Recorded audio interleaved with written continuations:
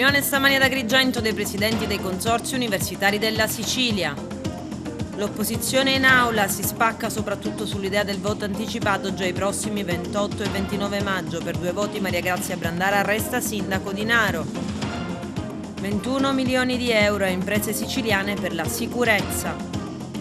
La Regione ha nominato il nuovo presidente del Parco Archeologico di Agrigento e Giovanni Nucera subentra a Bernardo Agrò dopo le sue dimissioni.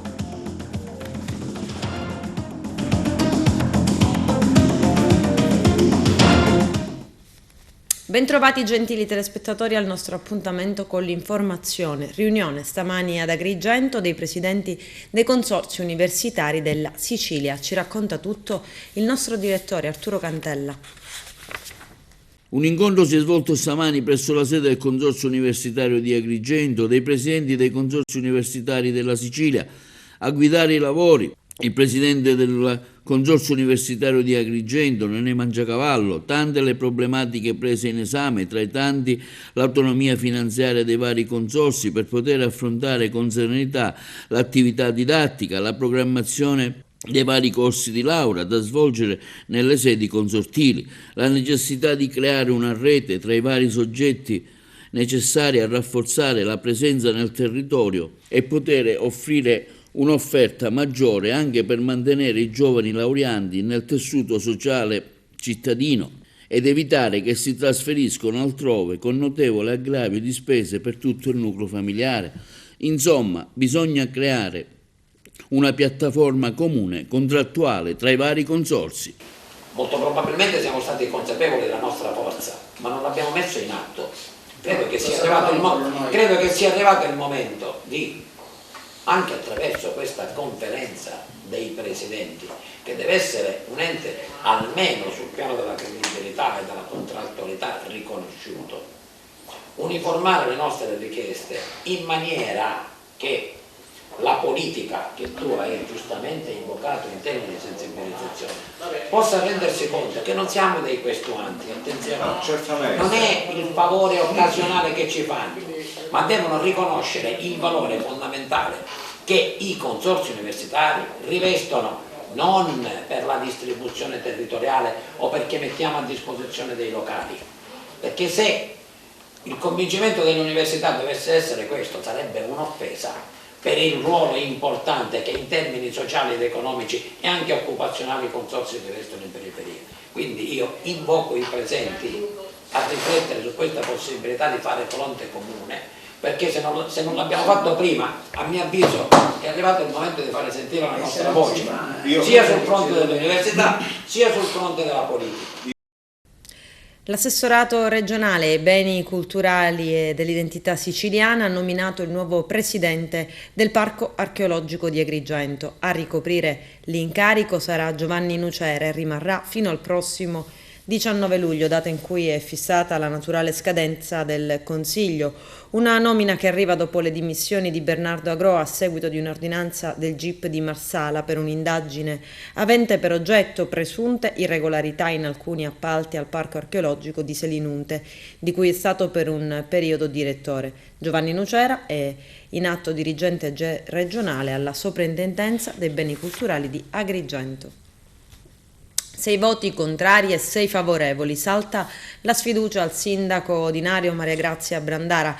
La mozione per passare avrebbe avuto bisogno di 8 voti a favore. L'opposizione in aula, maggioritaria nei numeri, si spacca soprattutto sull'idea del voto anticipato già ai prossimi 28 e 29 maggio. Il nostro direttore Arturo Cantella.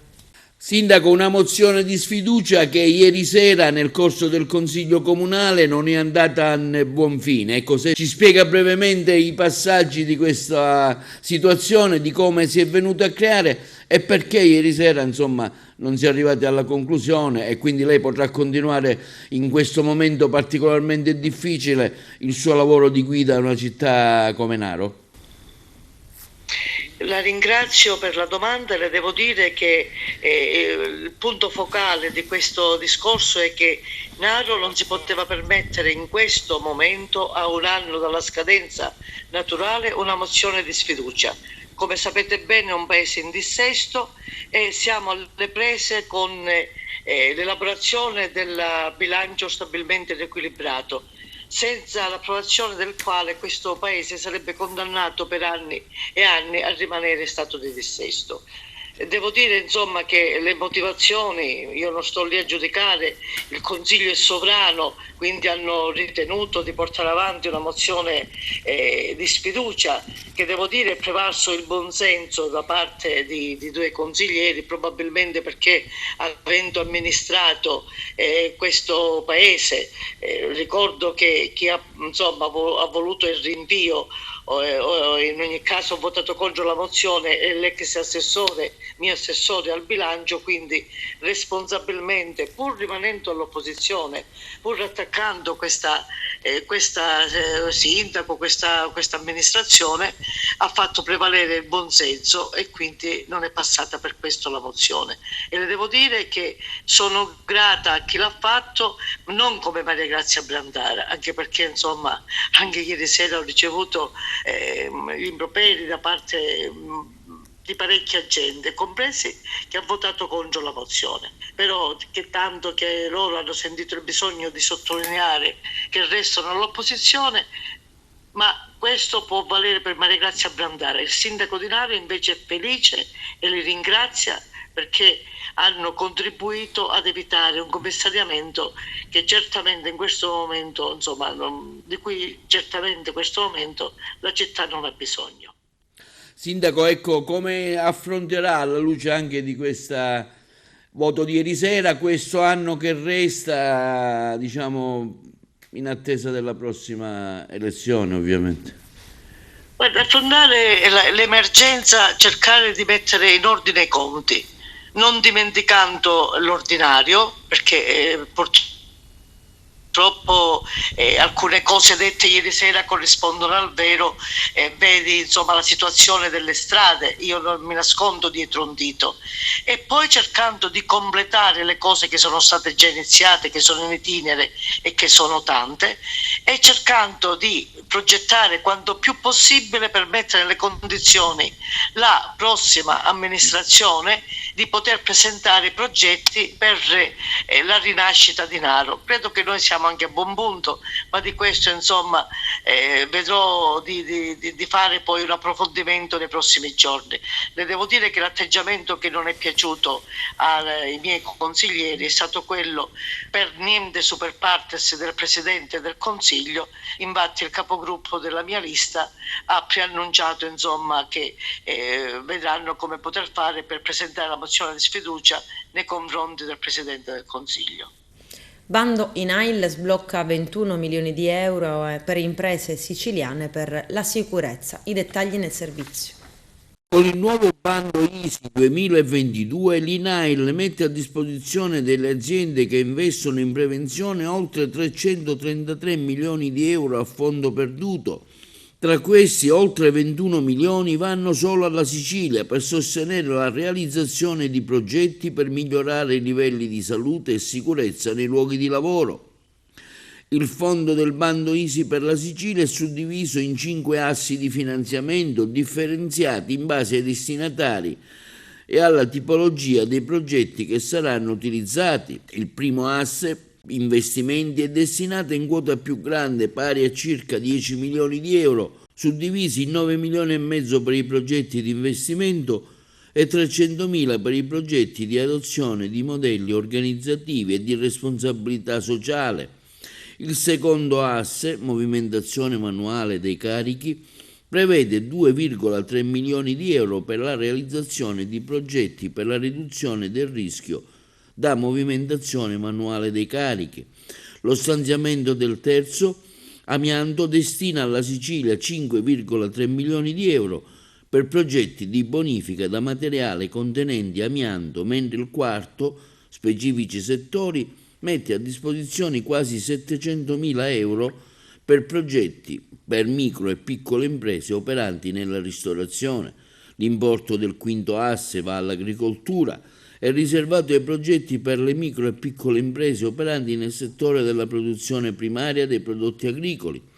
Un impegno di tutta la struttura regionale dell'INAIL diretto a fornire il supporto e la consulenza necessaria nelle aziende siciliane che vorranno investire alle aziende per migliorare la sicurezza dei propri lavoratori. Gli interventi che verranno realizzati forniranno un contributo all'economia regionale, come spiega il direttore regionale dell'INAIL Sicilia, Giovanni Asaro, che aggiunge: attraverso questi finanziamenti sarà possibile raggiungere un duplice obiettivo: più alti standard di sicurezza per i lavoratori e una maggiore competitività tra imprese che operano nel rispetto delle norme. E al Consorzio Universitario ieri si è svolto un seminario di studi dal titolo La tutela della salute passa dalla prevenzione alla sicurezza sul lavoro. Margherita Trupiano.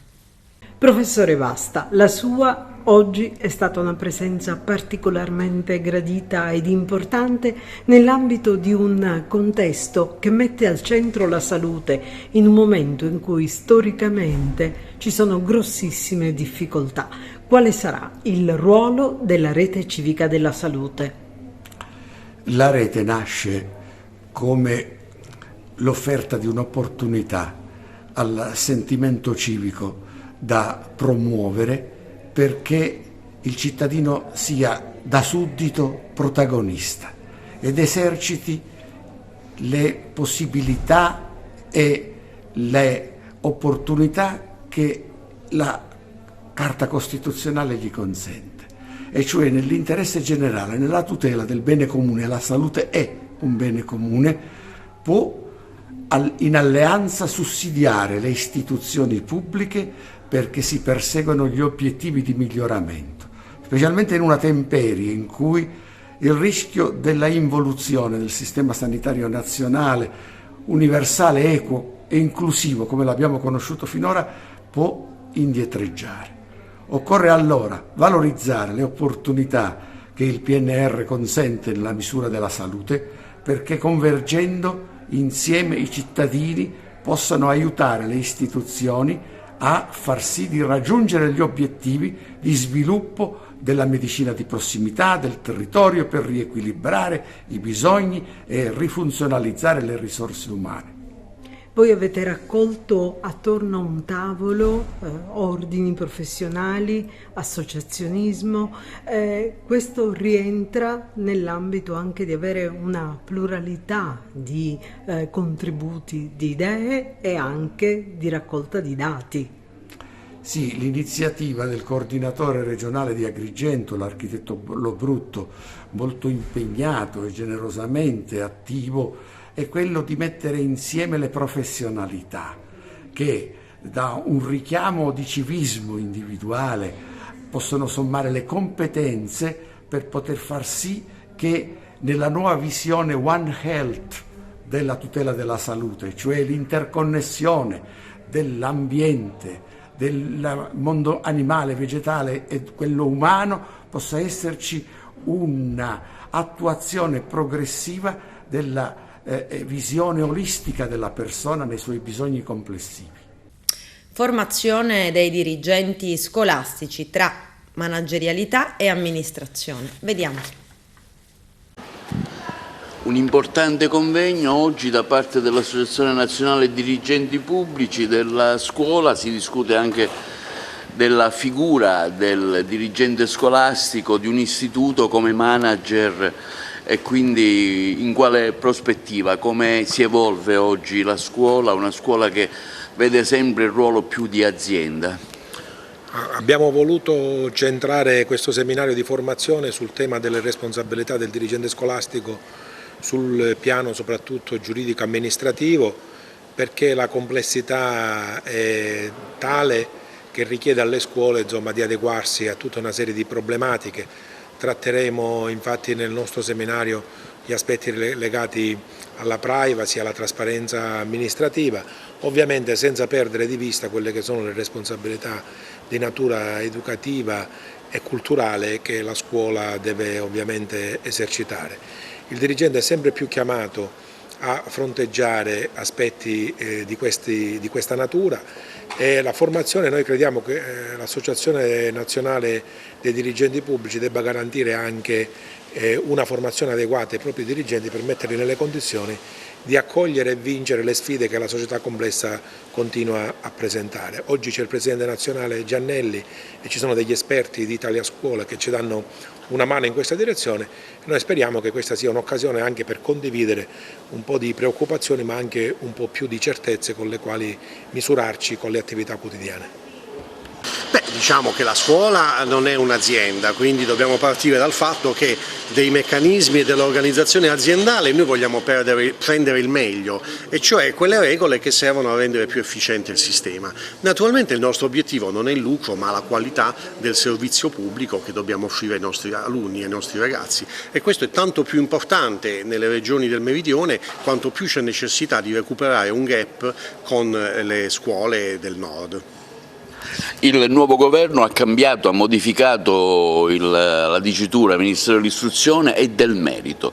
Una sua valutazione su questa decisione? Ma guardi, il merito è un concetto costituzionale. Se noi andiamo a leggere l'articolo 34 della Costituzione, c'è scritto espressamente che il sistema scolastico deve garantire ai più capaci e meritevoli di arrivare ai più elevati livelli di istruzione, anche con l'introduzione di sistemi di borse di studio che nel nostro Paese purtroppo non ci sono mai stati. Quindi io sono assolutamente favorevole all'idea del merito. Non bisogna confondere il merito dell'alunno, cioè l'impegno in quello che fa, con il fatto che magari provenendo da una condizione sociale più vantaggiosa possa ottenere risultati migliori. Sono due concetti completamente diversi e quindi la scuola e i docenti sanno distinguere tra l'impegno dovuto al lavoro del ragazzo e invece quello che discende inevitabilmente dalla condizione più agiata. Ecco, spesso vediamo che le scuole sono intasate da norme, mi riferisco anche ai supplenti, ai docenti, insomma c'è un po' di confusione. Come dirigente scolastico cosa auspica lei e cosa chiederebbe al nuovo governo per migliorare un po'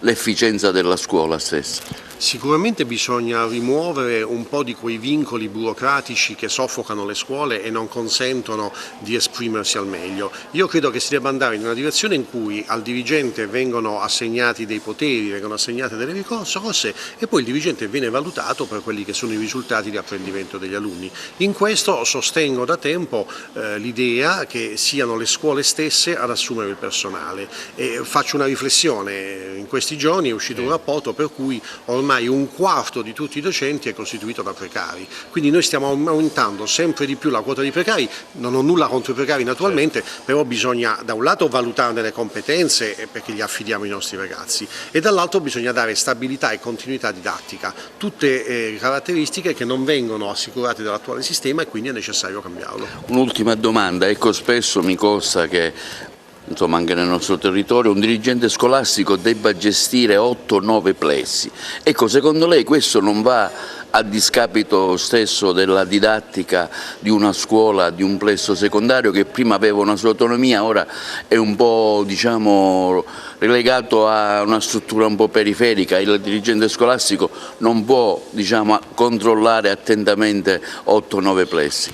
Beh, allora bisogna fare almeno un paio di riflessioni. Innanzitutto c'è un tema legato alla denatalità e al decremento demografico che è ineludibile, cioè dobbiamo renderci conto del fatto che i piccoli centri, i piccoli paesi si stanno sempre di più svuotando e quindi la tendenza a creare scuole sempre più diffuse è inevitabile. Dall'altro dobbiamo contrastarla come? Io non credo che la cosa migliore sia avere un preside che sta lì fisso per controllare magari 2, 3, 4 classi, questo non è concepibile. Dobbiamo andare verso un'organizzazione in cui ci siano delle figure intermedie, noi lo chiamiamo middle management, quindi l'introduzione di una figura di quadro tra il dirigente e gli altri docenti in modo da mettere questo a presidio di piccole realtà, quindi una sorta di mini preside, una sorta di piccolo preside che poi risponda al vero dirigente scolastico. Credo che questo sistema sarebbe molto più efficiente e quindi auspico che questo governo voglia incamminarsi su questa direzione. Quest'anno si ritorna al post-Covid, insomma la normalità anche negli esami, nella gestione è, diciamo, diversa. Come valuta questa situazione? Beh, È positivo il fatto che ci possiamo considerare usciti dall'emergenza Covid, quindi è abbastanza normale, fisiologico che si torni alle regole ordinarie. Ricordo che c'è l'eccezione sul PCTO, per cui gli alunni che non sono riusciti a frequentare tutte le ore di PCTO, alternanza come la vogliamo chiamare, potranno comunque sostenere gli esami di Stato. Mi sembra una deroga assolutamente dovuta. Oggi con la NP viviamo un importante momento di formazione dedicato alle responsabilità del dirigente scolastico e a tematiche di grande attualità quali la privacy, la trasparenza amministrativa, la gestione del contenzioso. È un'importante giornata di formazione che conferma l'impegno della NP, un profondo impegno culturale nel promuovere innovazione e miglioramento nelle politiche educative del nostro Paese, con uno sguardo attento alla dimensione europea. Seminario organizzato da Eurolingua, il consorzio universitario con il liceo classico e musicale Empedocle di Agrigento. Arturo Cantella. Adriana Iacono, responsabile di Eurolingue. Martedì prossimo si terrà un'interessante giornata di studi al consorzio universitario e con un programma vasto e ricco. Come si svolgerà?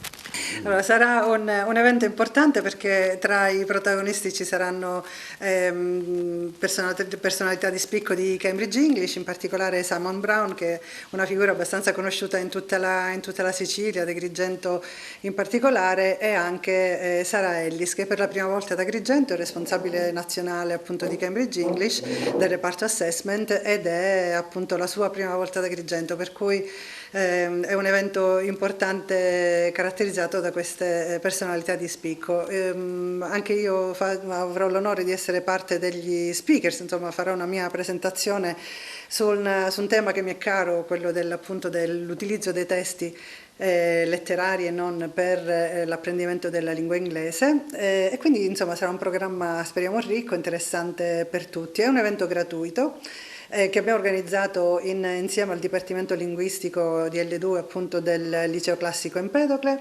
Eurolingue chiaramente in associazione con Cambridge English ha dato l'input iniziale, e poi abbiamo avuto appunto l'appoggio e il sostegno della dirigente scolastica, la professoressa Gatto, e con lei appunto e con il Dipartimento di Inglese, di Linguistica, abbiamo poi portato a termine questo progetto. Come dicevo, un evento gratuito, si svolgerà la mattina dalle 9 alle 13, dà diritto all'esonero, e quindi invito tutte le colleghe e colleghi appunto di insegnanti di lingua inglese a rivolgersi alla propria scuola di appartenenza per informazioni ulteriori, o può scrivere a Eurolingue School, Eurolingue Agrigento @gmail.com, quindi insomma @gmail.com, scusate, quindi avere ulteriori informazioni sull'iscrizione. Sarà un momento di arricchimento culturale, ecco, cosa tratterete in particolare? Il tema riguarda appunto il titolo è Engaging and Motivating Students, quindi tratterà un tema importante per tutti gli insegnanti, è quello di motivare gli studenti e coinvolgerli in attività interessanti per lo sviluppo delle abilità linguistiche, in particolare della conversazione e del vocabolario a livello B1 e B2, quindi è aperto a tutti gli insegnanti di scuola superiore, insomma di scuola media o di scuola superiore, e quindi ma anche chiunque fosse interessato, anche insegnanti di scuola primaria, naturalmente sono i benvenuti a partecipare a questo. Ci sarà un'attestazione della frequentazione del corso? Sì, rilasceremo naturalmente un certificato di partecipazione, ci sarà del materiale didattico che verrà messo a disposizione, e tra l'altro proporremo anche del materiale didattico sviluppato insieme ad altre scuole europee grazie a dei progetti Erasmus. Si chiamano il progetto IB Model e un progetto e-Education, quindi grazie a questi progetti abbiamo sviluppato delle delle piattaforme i cui materiali verranno messi a disposizione appunto dei partecipanti degli insegnanti che parteciperanno a questo evento. Ci sarà un coffee break, quindi avremo occasione di socializzare, di ritornare in presenza per la prima volta dopo tanti anni, e quindi insomma sarà veramente l'apertura, un ritorno non dico alla normalità, perché adesso insomma non è un passo indietro ma un passo avanti, insomma un ritorno a rincontrarci in presenza, a condividere idee, e a condividere didattiche e metodologie della lingua inglese. Nella seduta di martedì 14 marzo scorso la Camera dei Deputati ha approvato il disegno di legge riguardante le norme in materia di procedibilità d'ufficio e di arresto in flagranza, con 156 voti a favore, nessun contrario e 107 astenuti. Il provvedimento passa ora all'altro ramo del Parlamento. L'intervento del deputato Ida Carmina in aula. Vediamo. Il giorno dell'onorevole Carmina, se non chiede di intervenire, ne ha facoltà. Grazie Presidente. Intervengo per quest'ordine del giorno che riguarda appunto la procedibilità d'ufficio o querela di parte in relazione alla fattispecie di danneggiamento quando commesso ai danni di beni demaniali e patrimoniali indisponibili di Stato, regioni, province, comuni, città metropolitane o altre amministrazioni locali. In realtà non assentire ad una procedibilità d'ufficio ma ridurre questo reato a una procedibilità di parte è una cosa abbastanza grave, perché innanzitutto si pone in maniera contraddittoria con l'ipotesi che questo Parlamento ha approvato dal reato di rave party, perché il rave party in realtà è un reato di pericolo, e non quindi con effettivo danno nei confronti soprattutto magari anche di soggetti privati, e qua invece che è procedibile il rave party d'ufficio, qua non si ritiene procedibile un reato di danneggiamento a danno di beni della collettività, e quindi già questo è un vulnus nel sistema. In secondo luogo, tutti conosciamo le difficoltà e i tempi lunghi della burocrazia italiana. Evidentemente costringere a una querela di parte i sindaci, i presidenti della provincia, i presidenti della regione significherebbe un ulteriore aggravio di compiti, quando in realtà dovrebbe essere rimessa alla volontà dello Stato questa valutazione. Del resto l'azione penale è obbligatoria, una volta accertato il reato automaticamente il pubblico ministero in caso di lesione di beni pubblici e demaniali dovrebbe intervenire.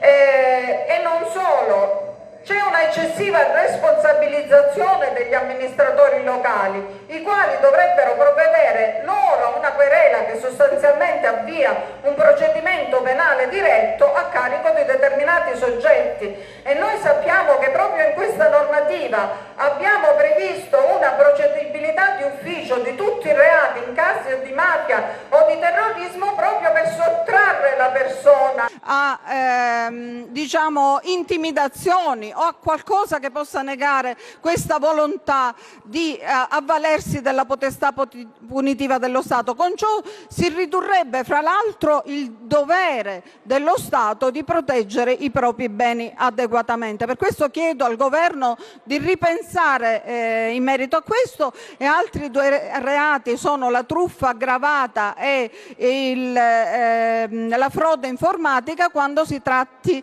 di gravi danni patrimoniali, perché noi sappiamo la componente psicologica che induce il danneggiato a non avvalersi della tutela penale perché si mortifica magari di ciò che ha subito.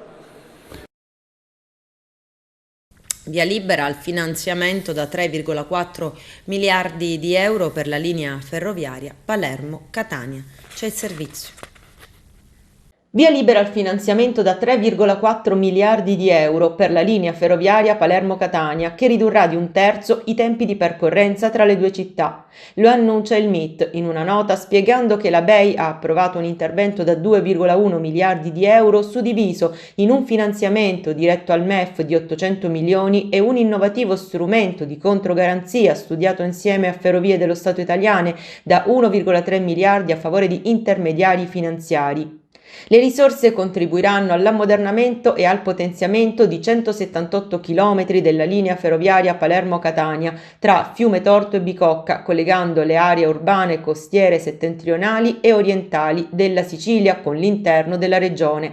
L'infrastruttura fa parte del corridoio Scandinavia-Mediterraneo. I treni, sia merci che passeggeri, viaggeranno a una velocità massima di 200 km orari, contribuendo a ridurre i tempi di percorrenza della tratta di circa 60 minuti, collegando le due città metropolitane con treni diretti in 2 ore rispetto alle 3 ore attuali. L'accordo è stato presentato al Ministero delle Infrastrutture e dei Trasporti. L'assessore regionale alle infrastrutture Alessandro Aricò esprime soddisfazione per il via libera al finanziamento, un risultato, evidenzia l'esponente del governo Schifani, reso possibile anche grazie al grande lavoro fatto in tempo record dalla regione siciliana per quanto riguarda tutti gli atti propedeutici, conferenze di servizi e rilascio dell'intesa, adempimenti che hanno consentito a Rete Ferroviaria Italiana di poter pubblicare i bandi di gara entro il 31 dicembre scorso. Per la mobilità nell'isola, prosegue Aricò, si tratta di un intervento strategico che consentirà di avere una rete ferroviaria più moderna rispetto a quella attuale realizzata alla fine dell'Ottocento, come nelle altre regioni italiane. Un nuovo tracciato che consentirà ai treni di viaggiare anche a 200 km orari, raddoppiando l'attuale velocità. È una svolta epocale per la mobilità della Sicilia, commenta il vicepresidente della regione siciliana Luca Sammartino. Grazie a questo accordo, ha proseguito l'assessore del governo Schifani, finalmente le due principali città siciliane potranno essere unite da una linea ferroviaria efficiente e veloce, iniziando a colmare quel gap infrastrutturale che pesa come un macigno nelle prospettive di sviluppo della Sicilia. Adesso c'è la pubblicità, a tra poco, vi aspetto. Brutale aggressione nei confronti del parroco del Duomo di Giarre, in provincia di Catania, Antonino Russo. Un uomo di 40 anni, probabilmente tossicodipendente, si sarebbe presentato nell'ufficio del prete domandandogli del denaro che con molte probabilità avrebbe utilizzato per l'acquisto di stupefacenti.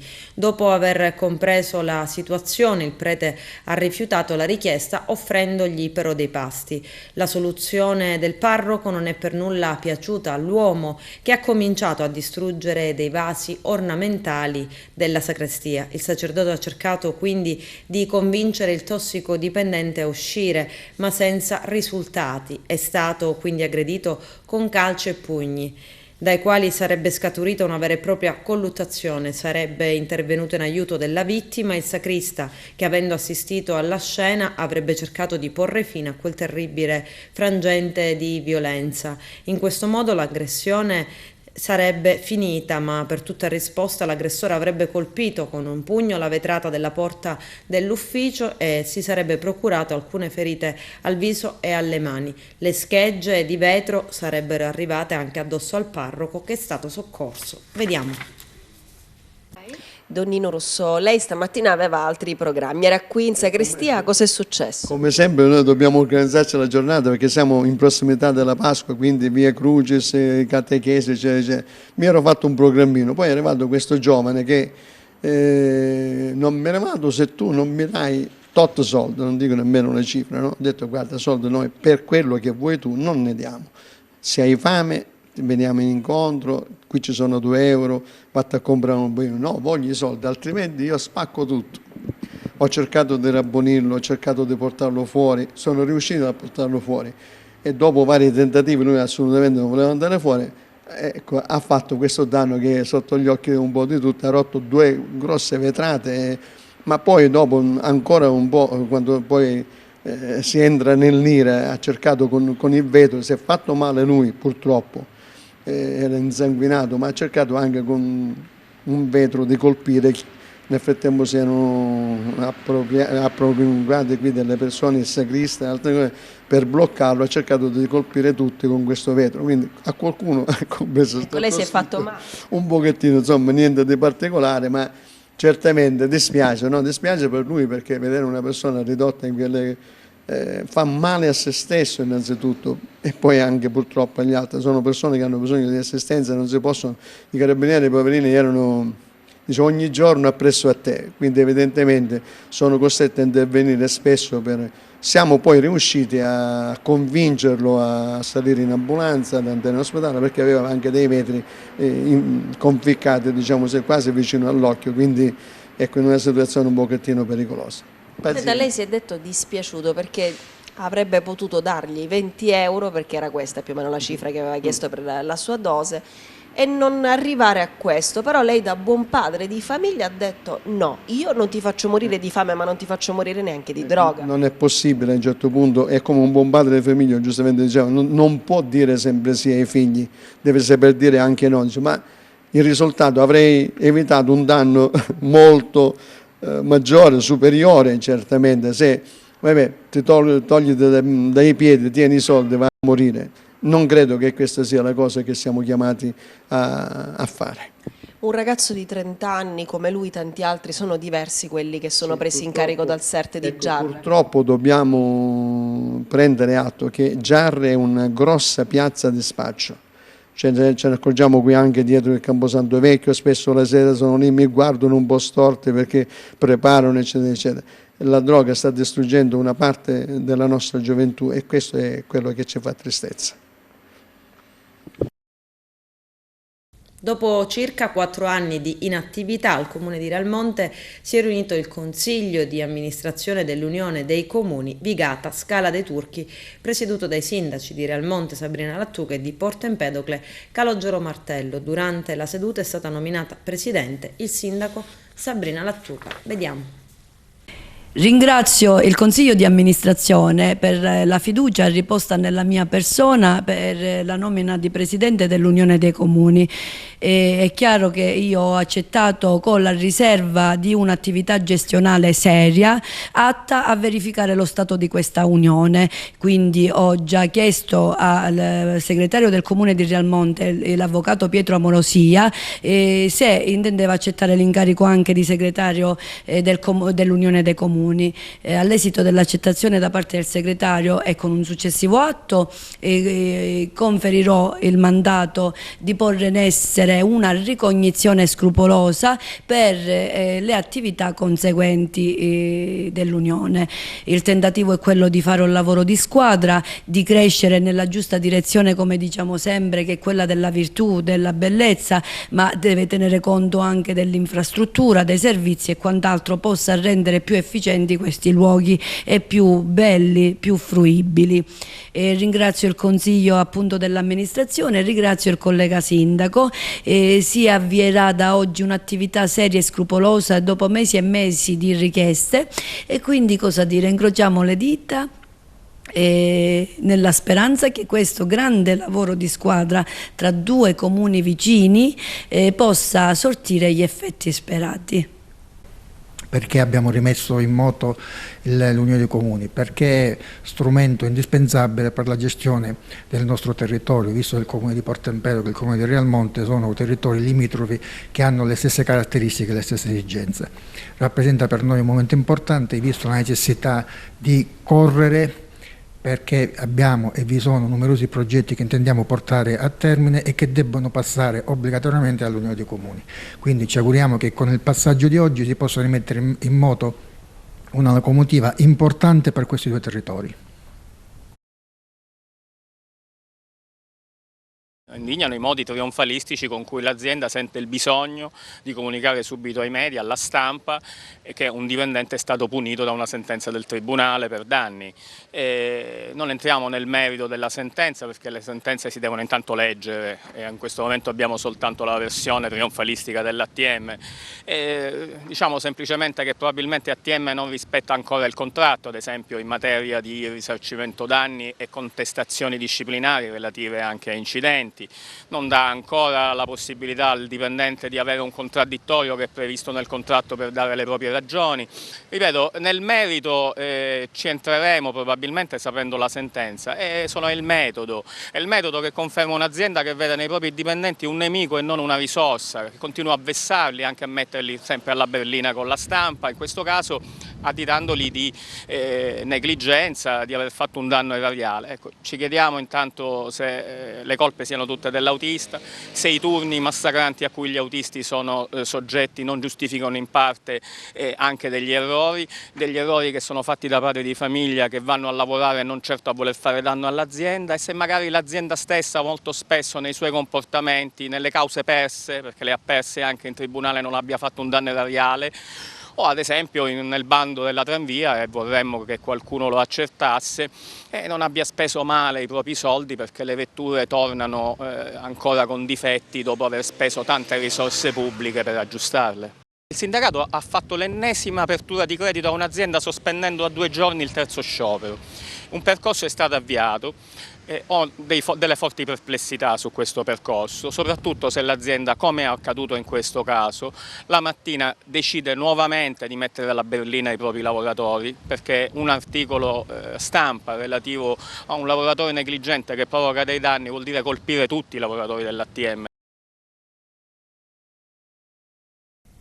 Con questo è tutto, termina qui l'edizione del telegiornale. Grazie per la gentile attenzione e per essere stati con noi. A presto.